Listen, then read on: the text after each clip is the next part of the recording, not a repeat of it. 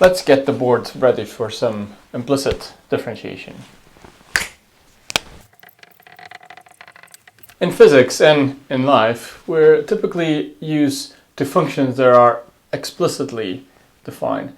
It means we can write a function of, say, x as something that only contains terms of x on one side, and on the other side we often have what we call y. An example in your lecture notes is if you have f of x equals x squared.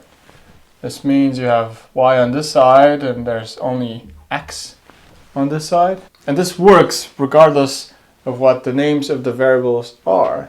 For example, you could be looking at an angle and how that angle varies with time. In that case, you can write theta as a function of time, and this could be given by, for example, omega t plus some phi.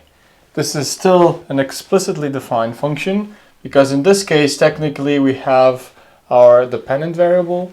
In this case t is the independent variable that would serve as x.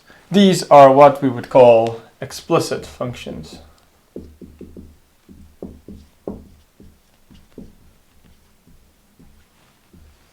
In physics, there are a lot of functions that are not explicitly defined, and we still need to differentiate them.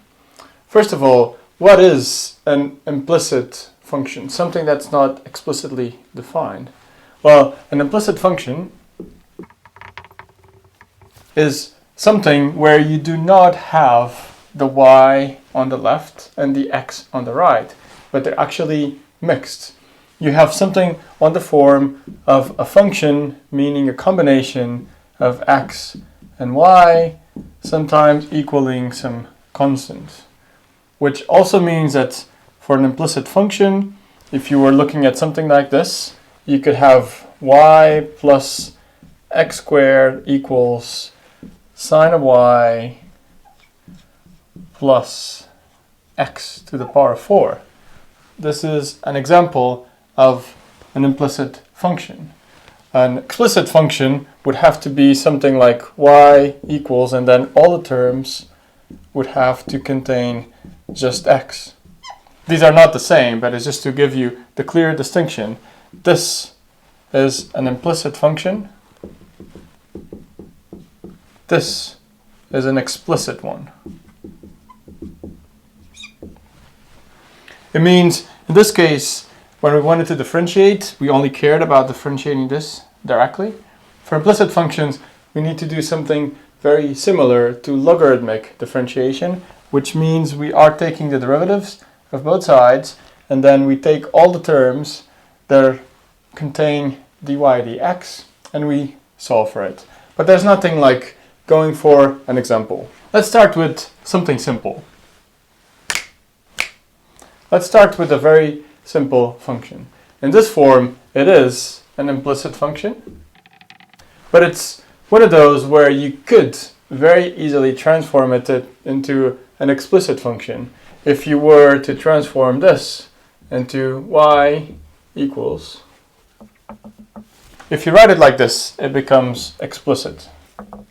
But this would be too easy. Let's get rid of it. Let's concentrate on this form, which is the implicit form of this function. And let's say that we want to calculate dy dx. This means the derivative of y. For implicit differentiation, one of the crucial things is to understand that because, at least in this form, the function is not explicitly defined, it means that y is a function of x, that we do not know its form.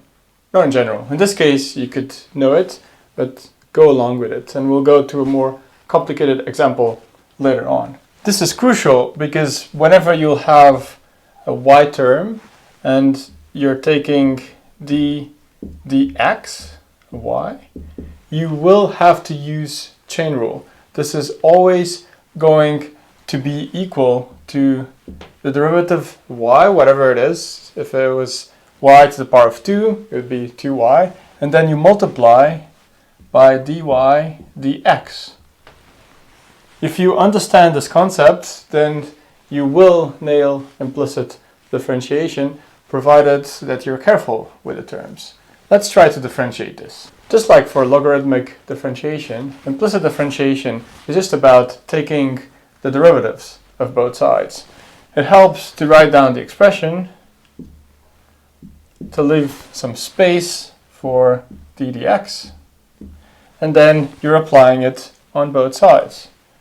So you're doing d dy of whatever is on the left. In this case, there's not a lot, because we're starting very simple, and we apply the derivative operator to the right-hand side. We could start with the right-hand side, which is simpler. In this case, we know how to use the power rule. It means that we can take this derivative. This is 5x to the power of 4. On the other side, we need to understand that in this form, y is a function of x, which means we need to use chain rule.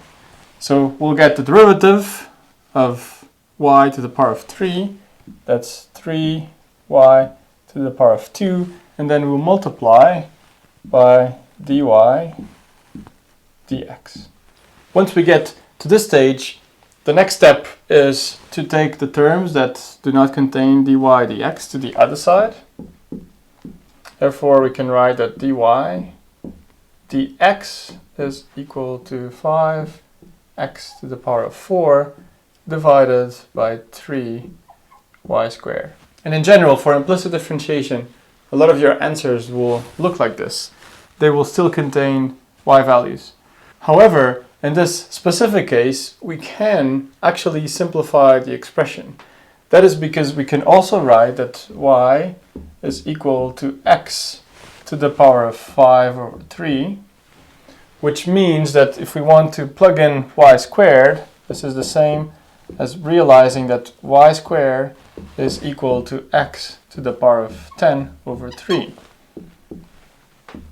And therefore, for this specific case where you can do it, the derivative is given by 5/3 x to the power of 4 divided by x to the power of 10 over 3, which means that if you put it in the same exponents, this would be 12 over 3 minus 10 over 3. So you end up with 5/3 x 2 over 3. This is the exponent, 2/3.